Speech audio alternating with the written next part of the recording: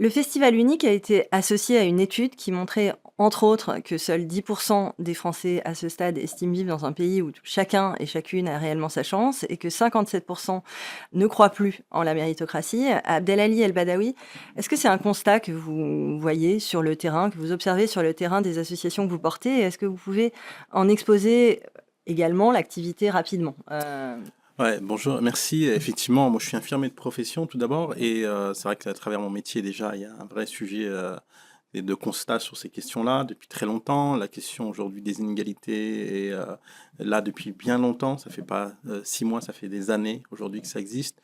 Et donc nous, on avait envie vraiment de transformer tout cela en créant des organisations qui partent du besoin terrain, partent de celles et ceux qui aujourd'hui vivent ces inégalités, peu importe lesquelles, et qui construisent à travers des solutions de terrain. Et aujourd'hui, on y arrive à travers nos organisations, banlieue santé, banlieue climat ou banlieue school. Et surtout, je pense que ce qui est important de voir, c'est que les populations aujourd'hui sont de plus en plus enclins à vouloir comprendre et apprendre et à faire par elles-mêmes. Donc c'est pour nous une victoire. Et il y a aujourd'hui plein de victoires qui sont faites, malgré aujourd'hui ce qu'on voit en termes de constats et d'inégalités. Mmh. Et justement, Abdelali, est-ce qu'il y a des changements? Parce que ça fait déjà quelques années que, même si, certaines associations là sont récentes, ça fait quelques années qu'elles existent. Est-ce que, on voit un manque, peut-être de dynamisme, par exemple en 2025 ou en 2024? Ou est-ce que les employeurs, les acteurs sur le terrain, ils continuent à être investis sur, les questions de santé, les questions de climat? Oui, alors on a plusieurs formes, c'est-à-dire qu'aujourd'hui, que ce soit des partenaires entreprises qui ont envie Ouais. aujourd'hui de changer les choses, mais ils ne savent pas faire, ils ne Mmh. savent pas par qui passer. Et puis aussi, je pense qu'il faut aussi innover à travers les solutions, avoir des innovations sociales, faire en sorte qu'il y ait des entrepreneurs sociaux qui puissent Ouais. aujourd'hui engager tout un travail, même de transformation, aujourd'hui même des politiques publiques, parce qu'il y a une réalité, hein. Je pense qu'il faut aussi faire en sorte que les acteurs économiques, les acteurs publics, mais aujourd'hui les acteurs associatifs puissent travailler ensemble à transformer cela. Donc il y a effectivement des difficultés, mais il y a aussi des solutions qui sont proposées. Et c'est ça que nous, on va chercher, c'est que effectivement le constat, les difficultés, elles sont présentes. Voilà, maintenant qu'elles sont faites, il faut agir. Et donc agir à la racine, c'est aujourd'hui notre travail à travers nos engagements avec les habitants et avec les bénéficiaires en direct. Mmh. Mmh. Heu, En parallèle, de tout ce contexte, il y a l'arrivée de Donald Trump, à la présidence des États-Unis, qui a été un tremblement de terre, pour, toutes les politiques, diversité et inclusion. Bon, si on se concentre uniquement là-dessus, hein. C'est, une activité une arrivée qui a, donc, aussi favorisé un discours masculiniste, qui a été très débridé, à la ville d'ailleurs comme au travail. Est-ce que vous en observez, Floriane Volt, les effets en France, notamment au travail et sous quelle forme? Alors non seulement évidemment de ce discours qui s'est débridé, mais aussi, évidemment des reliquats qui existaient en France, et qui précédaient l'arrivée de Donald Trump. Oui, merci pour cette question. C'est vrai que l'arrivée, enfin le retour de Donald Trump au pouvoir aux États-Unis a provoqué une nouvelle onde de choc qu'on a ressentie jusqu'ici en France, que ce soit avec cette peur du backlash, cette remise en question, l'éclatement des politiques DEI et cette libération quand même d'un discours masculiniste qu'on sent, qu'on peut voir, qu'on observe notamment dans nos moyens de communication, dans nos réseaux sociaux. À la Fondation des femmes, on est très attentive et très à l'écoute. On essaye de mesurer justement l'effet de ce backlash. On sait à quel point l'arrivée, le premier mandat de Donald Trump a été dommageable pour les droits des femmes, parce que c'est quand même à lui et à son élection et à tout ce qu'il a fait qu'on lui doit le retour en arrière sur le droit à l'avortement. Mmh. Droit à l'avortement, enfin, qui est quand même qui ouvre et à libérer des possibilités en matière de remise en question des droits des femmes. S'agissant des entreprises, cette frilosité, on la sent, on peut la mesurer, notamment, il y a eu, vous vous rappelez certainement de cette lettre de l'ambassade américaine aux entreprises demandant de s'aligner sur le recul et sur les politiques de DEI aux entreprises françaises. Et à cette occasion, avec la Fondation des femmes et plein d'autres organisations, et notamment la FMD, on a lancé cette pétition pour dire nos valeurs, nous y tenons, pour inviter les entreprises et les salariés des entreprises à défendre ces politiques de diversité et d'égalité, parce qu'on sait qu'elles sont bénéfiques pour la société. Et ce qu'on a pu voir à la Fondation, on a pu quand même mesurer cette frilosité puisque on a reçu 8000 signatures. Alors, c'est 8000 personnes qui s'engagent, mais par rapport à ce qu'on peut faire d'habitude, alors même qu'on avait quasiment une vingtaine d'organisations, de réseaux professionnels, d'associations, de syndicats engagés sur les pétitions, c'est assez... voilà, le bilan est assez mitigé. Je pense qu'on peut capter cette frilosité nouvelle des entreprises à l'égard des politiques de DEI. Ouais. Ok. Donc, ça veut dire que sur cette pétition, 8000, c'est moins. Ce que vous essayez de dire, c'est que c'est moins que les pétitions et les engagements mis en place les années précédentes. Oui, ou sur d'autres pétitions de la Fondation des femmes, c'est quelque chose qu'on fait habituellement Régulièrement, sur ok. des sujets. Je prends un exemple qui n'a rien à voir, mais par exemple, récemment, on a lancé quelque chose pour la défiscalisation des pensions alimentaires. On est à 40 000 signatures en 2 mois. Ouais. Voilà, donc là, 8 000, péniblement, Ouais. ça montre quand même, et malgré nos efforts, malgré notre communication, malgré l'enthousiasme aussi de toutes les organisations qui s'y sont associées, Ouais. tous les réseaux, finalement, ça n'a pas forcément fonctionné. Et pour nous, c'est peut-être un premier signe de cette frilosité. Et est-ce que ça se corrèle à une mesure d'une montée d'un sentiment de sexisme de la part des femmes et d'un masculinisme alors le HCE, le Haut Conseil à l'égalité, le mesure chaque année, mais enfin chaque année ou régulièrement en tout cas. Est-ce que c'est quelque chose qui est en train d'être observé par la Fondation des femmes ou par des organismes tiers? Oui, on voit dans tous les cas que malgré cette frilosité, en face, il y a un véritable besoin. Le baromètre STOP, qui a été publié fin avril sur la place des femmes en entreprise, montre que 3 femmes sur 4 sont exposées à des discours sexistes, des discours masculinistes. Donc vraiment, il ne faut pas relâcher l'effort parce qu'il y a en effet peut-être des poussées masculinistes en entreprise, mais aussi ailleurs. Et c'est vrai que c'est aussi les choses qui nous attirent au sens de sur lesquels on est particulièrement attentive à la Fondation des femmes. On peut voir, par exemple, je prends l'exemple des réseaux sociaux. C'est vrai que le Haut Conseil à l'égalité a également mesuré cette montée des masculinismes, en particulier chez les jeunes hommes, et l'adhérence à ces discours qui prolifèrent, qui sont de plus en plus nombreux, et notamment parce qu'ils se mettent sur le plan des messages de développement personnel. Et c'est aussi pour ça qu'ils fonctionnent bien sur les réseaux. Et à l'inverse, l'arrivée de Donald Trump et puis ses amis de la tech qui détiennent aujourd'hui quand même des réseaux sociaux qui sont revenus tous sur leur politique de diversité, sur leur engagement à réguler les discours de haine, quels qu'ils soient, créent ce qu'on appelle quand même des shadow bans. Donc vraiment, on peut voir qu'à l'inverse de ces discours masculinistes qui montent, qui prolifèrent, les discours des organisations féministes, les messages progressistes, eux, sont de plus en plus difficilement visibles. Nous, on l'a vraiment mesuré avec notre compte à la Fondation des femmes. Ouais. D'un coup, nos comptes, nos messages, nos publications, que ce soit pour la course sur la nuit des relais, le concours d'éloquence, d'un coup, ils étaient moins visibles. Et on a dû, en équipe, réfléchir à comment contourner les nouveaux algorithmes qui sont clairement défavorables au message pro-diversité et pour l'égalité entre les femmes et les hommes. Moi, à la FMD, je trouve qu'on a un peu du mal à justement saisir le contexte et l'impact du contexte sur le travail des associations, sur les relations avec les institutionnels, les relations avec les entreprises. Parce qu'on a d'un côté la frilosité. Donc, on sent des peurs, on sent que les employeurs ils veulent tester des choses sur un tout petit périmètre avant de se lancer. Ça a toujours existé. Mais on sent plutôt une peur des associations, notamment concernant les budgets, concernant le nombre d'employeurs qui vont les soutenir ou concernant les budgets plus d'un point de vue des subventions. Mais pour autant, j'ai du mal à voir de manière concrète justement cet impact au-delà d'une peur de voir moins de budget.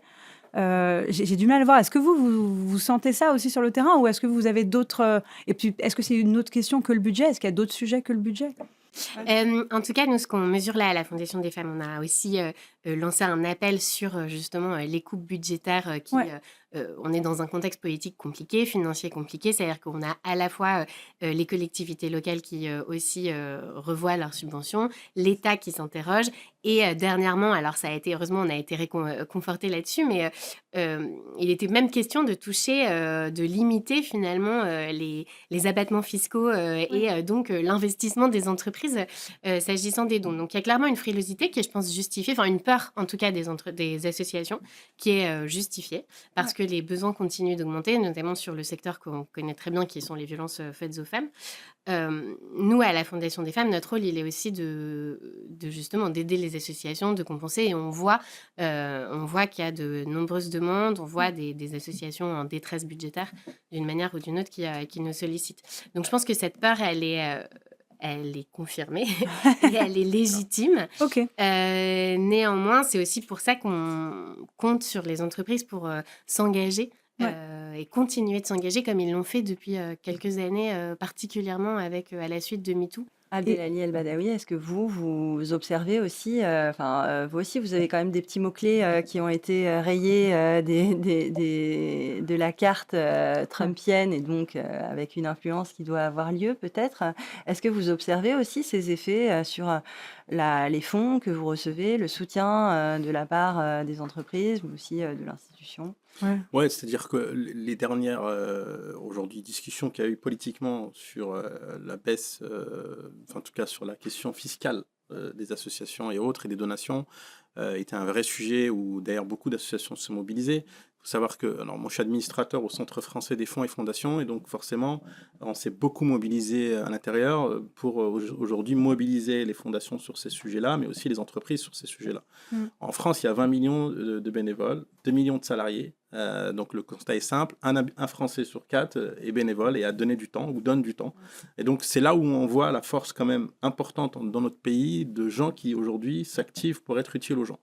Et donc de ce constat-là, je pense que le gouvernement, s'il avait effectivement été jusqu'à décider de diminuer, de baisser ou de retirer tous ces sujets de fiscalité et autres de donation, je pense que ça aurait créé un vrai problème parce qu'aujourd'hui, les acteurs associatifs, il faut le dire, font un vrai travail de service public au quotidien et que l'État ne peut pas faire. Et donc, et ne pourra jamais faire. Donc, il faut, je pense, repartir du terrain, repartir de celles et ceux qui font. Et quand je dis les acteurs, c'est pas juste les grandes organisations qu'on voit, c'est aussi monsieur et madame tout le monde. L'association qui s'occupe des chats dans le quartier. Voilà, c'est des gens qui, au quotidien, font un travail formidable et c'est eux qu'il faut saluer et qu'il faut préserver. Et je pense que c'est là aussi qu'il y a eu une forte mobilisation de beaucoup d'acteurs et je pense qu'il faut les remercier. À partir de ça, pour revenir quand même au rôle des entreprises dans l'émergence, le renouveau, la résilience, la résistance des politiques diversité, quelles sont vos attentes là, dans le contexte actuel, étant donné ce qui se passe, etc. Enfin, c'est quoi les attentes En fait, je pense que déjà, il faut voir les acteurs associatifs plutôt comme des innovateurs qui innovent au quotidien et qui, au quotidien, ont le thermomètre social de ce qui se passe. Chose que parfois les institutions publiques ou les acteurs privés, les entreprises n'ont pas forcément au Et quotidien. ça a une valeur Et inestimable. donc, ça a une hein. valeur inestimable. C'est pour ça que moi, je dis qu'aujourd'hui, mettre des moyens aux acteurs associatifs, ce n'est pas une dépense, mais un investissement. Et même, je dirais, c'est probablement, on fait des économies de santé publique ou des économies de politique publique à travers l'investissement qu'on met sur les acteurs associatifs ou les innovateurs sociaux. Et ça, je pense qu'il ne faut pas du tout fermer les yeux et regarder les choses avec beaucoup d'intelligence et puis d'humilité de ce qui se passe sur le terrain. Et ça passe par quoi? Alors, cette action des entreprises possibles, enfin les attentes que vous auriez de la part des entreprises, ça passerait par quoi? Je pense qu'il ne faut pas... nous, ce qu'on invite aussi, c'est les entreprises à ne pas lâcher la barre du cap, enfin, ne pas lâcher le cap qu'elles sont beaucoup à s'être fixées pour plus de diversité, plus d'égalité en entreprise. Il y a de nombreuses études qui le montrent, je crois que c'est notamment une étude de Women's Forum qui montre que les entreprises qui investissent plus dans l'égalité, dans les politiques d'égalité, sont plus résilientes, elles sont plus résistantes. Et donc, s'il leur fallait un argument économique de plus, le voilà. En tout cas, à la fois ne pas lâcher, maintenir parce que vraiment on a tous et toutes à y gagner, Et il faut continuer aussi à innover, à penser la vie de leurs salariés et de leurs salariés EES dans leur globalité.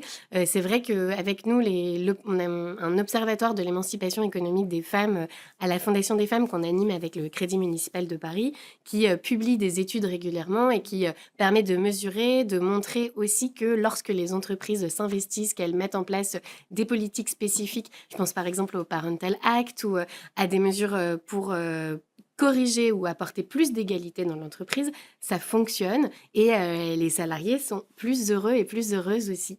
En tout cas, voilà, on les invite aussi à continuer parce que il y a aussi encore des marges de progression sur certains sujets. On a publié une note récemment sur la question des femmes seniors et de leur carrière. Elle a été rédigée par Laetitia Vito. Rédigée par Laetitia Vito, qui montre en fait que vraiment entre 45 et 65 ans, la carrière des femmes stagne pour toute une série de facteurs et leur pouvoir économique aussi vraiment décroît, en tout cas par rapport aux hommes. Oui, c'est 157 245 € Exactement. qu'elles perdent par rapport à leurs camarades masculins. C'est quand même Oui, considérable. on a fait ce calcul aussi pour attirer l'attention, où on a pris 2 trajectoires, la trajectoire d'un homme et la trajectoire d'une femme, en se basant sur les chiffres de l'INSEE, qui montrent qu'en fait, du simple fait d'être une femme, entre ses 40 et 60 ans, une femme, à chaque fois qu'elle souffle une bougie, elle perd 7 000 € de pouvoir économique par rapport aux hommes. Et sur 20 ans, ça fait 157 000 € d'opportunités perdues du simple fait, entre guillemets, d'être une femme. Et le thème de notre émission aujourd'hui, c'est le renouveau. Et vous avez commencé à parler d'innovation. Et moi, je voudrais qu'on rentre un peu plus dans le détail et dans des choses plus concrètes. Je vois au quotidien des employeurs qui essayent justement d'innover, de trouver des nouvelles formes d'engagement. Mais je trouve que c'est un peu difficile parce que ça fait 25 ans qu'on travaille sur ces questions-là. Est-ce que vous, justement, vous avez trouvé des moyens d'innover et de quelle manière? Nous, on essaie de faire corréler la question du bien commun et du droit commun. C'est-à-dire qu'aujourd'hui, il y a plein de publics qui n'ont pas accès à la question du droit commun et qui pourraient en bénéficier pour pouvoir faire en sorte que ces publics-là, hommes ou femmes, puissent aujourd'hui être un peu plus autonomes.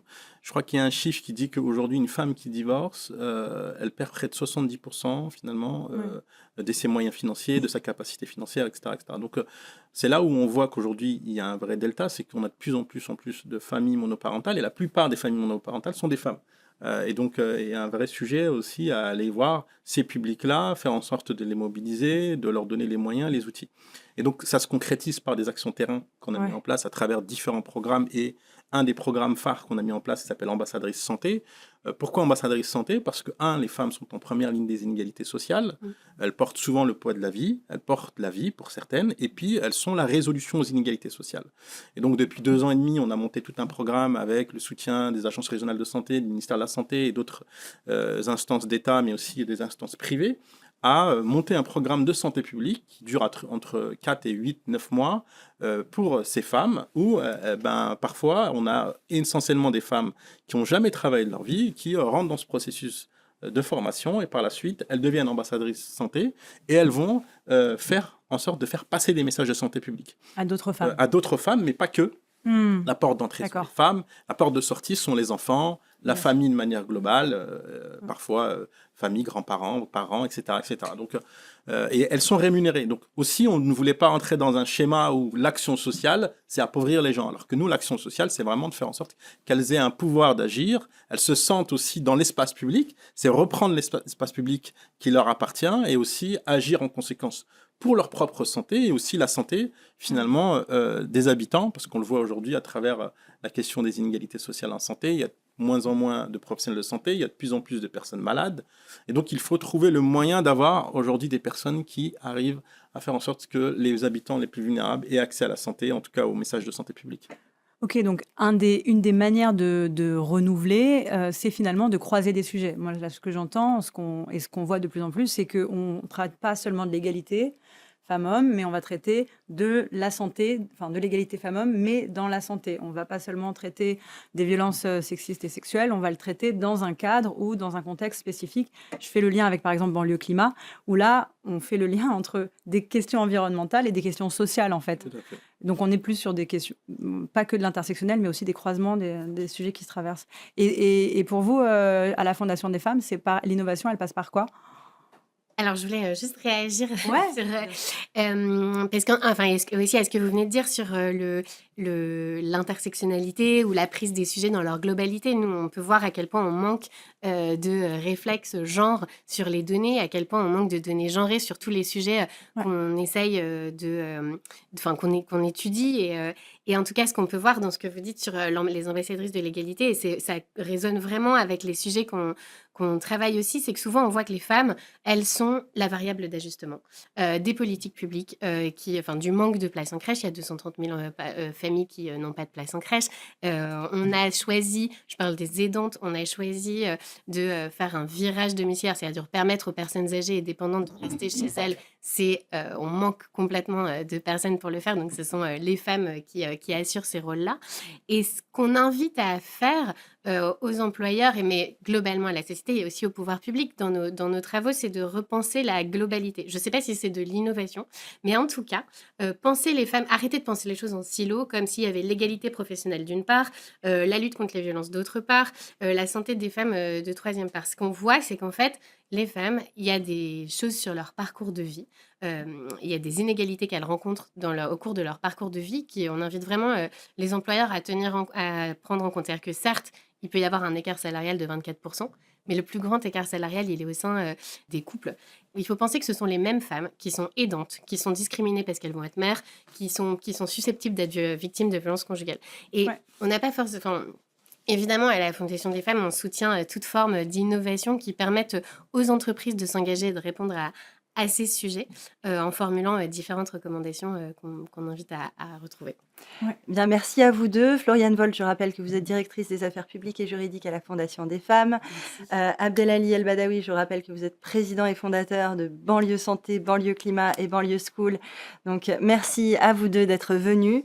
Maya, nous nous retrouvons à la rentrée pour une nouvelle émission, une émission qui portera sur la réinsertion des ex-détenus. Ce sera passionnant.